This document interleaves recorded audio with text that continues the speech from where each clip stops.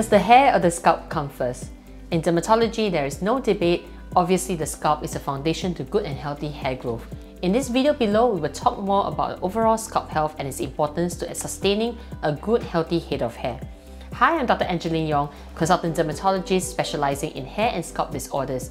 In this video below, we'll talk about things such as causing redness, dryness, itchiness of the scalp, as well as oily, clogged scalp types, so that we can better understand the various scalp types and how to better care for them.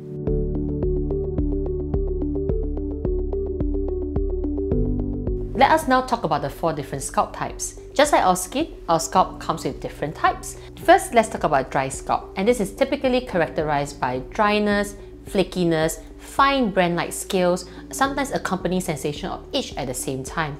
This can be exacerbated by using very harsh shampoos and overwashing your scalp. This can also be caused by certain conditions such as eczema and psoriasis, just to name a few of the medical conditions that can give rise to a dry scalp type at the same time. Next, let's talk about oily scalp, and this is characterized by excessive sebum production giving rise to buildup. You can have a sensation of greasiness, stickiness, and also the hair may seem rather damp with a lot of thinning as well as the hair holds together. This can also come with very thick, adherent, yellowish, greasy scales. Overall, this condition can be exacerbated by hormonal changes, excessive male hormone production, and also by using excessive oils on the scalp and underwashing the scalp when you live in a humid climate.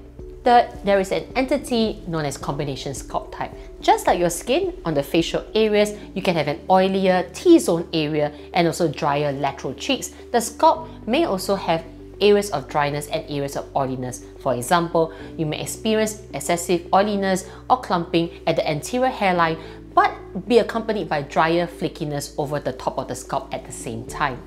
Lastly, let's talk about sensitive scalp condition, which is typically characterized by symptoms of persistent redness, itching, flaking, burning, and all forms of disturbances that cause quality of life issues. In this scalp type, frequent changes of hair care products is not recommended, and once you find a suitable product, do try to stick with it. They may be sensitive to certain ingredients such as fragrances or other stabilizers in the chemical products that are left in shampoos as well as styling products.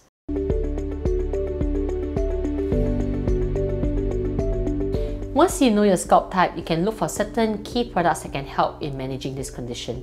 Firstly, let's talk about dry scalp type. So in this scalp condition, you want to opt for gentle shampoos that are not drying, avoid certain things like sulfates, and incorporate certain key ingredients like argan oil, jojoba oil, as well as coconut oil, to name a few. Now, at the same time, you may also opt to wash your scalp less often. Once every 2 to 3 days may be sufficient, and you can also use scalp conditioning mask at the same time. For oily scalp types, you want to use a good clarifying shampoo that can deep cleanse the scalp and remove excessive oil and sebum buildup. You can look for certain ingredients such as salicylic acid as well as other things like tea tree oil, to name a few, because these ingredients are good at being keratolytic agents to cleanse out the scalp and remove excessive sebum buildup. Thirdly, for combination scalp type, I would advise to pick something in between the two. So use a normal shampoo and conditioner, and then maybe once a week, incorporate a scalp scrub to remove excessive oil and sebum buildup. Don't forget to incorporate a good conditioner or hair oils to the hair ends to prevent brittle dry ends at the same time. Lastly, for sensitive scalp type, I would then caution against frequent change of products. Keep to a routine that already works for you. Avoid harsh drying agents that are rich in sulfates and also tea tree oil and salicylate, because they may be over drying on sensitive scalp types. Instead, you want to look for soothing agents like calendula, for example, in the product that can soothe the scalp and prevent irritation. At the same time, avoid excessive styling products, also excessive using things in the salon such as bleaching your hair, dyeing your hair, so that you avoid excessive chemical stimulation that can cause allergic or irritant contact dermatitis on the scalp at the same time.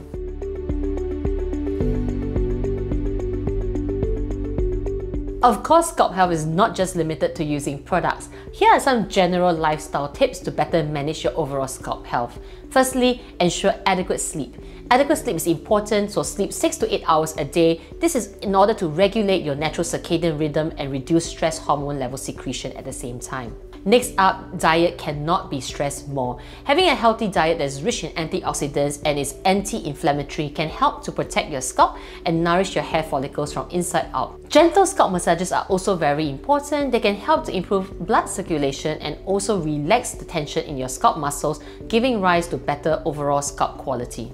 Finally, let's not forget scalp protection. It is important to note that the top of the scalp receives the most UV directly when you're out at midday sun. If you have thinning hair or balding on the top of your head, don't forget to utilize not just SPF but also a broad brimmed hat. This is to prevent sunburn and further sun damage onto the scalp. Understanding your scalp type is a key first step to actually incorporating better lifestyle habits to improve your scalp health and ensuing hair growth.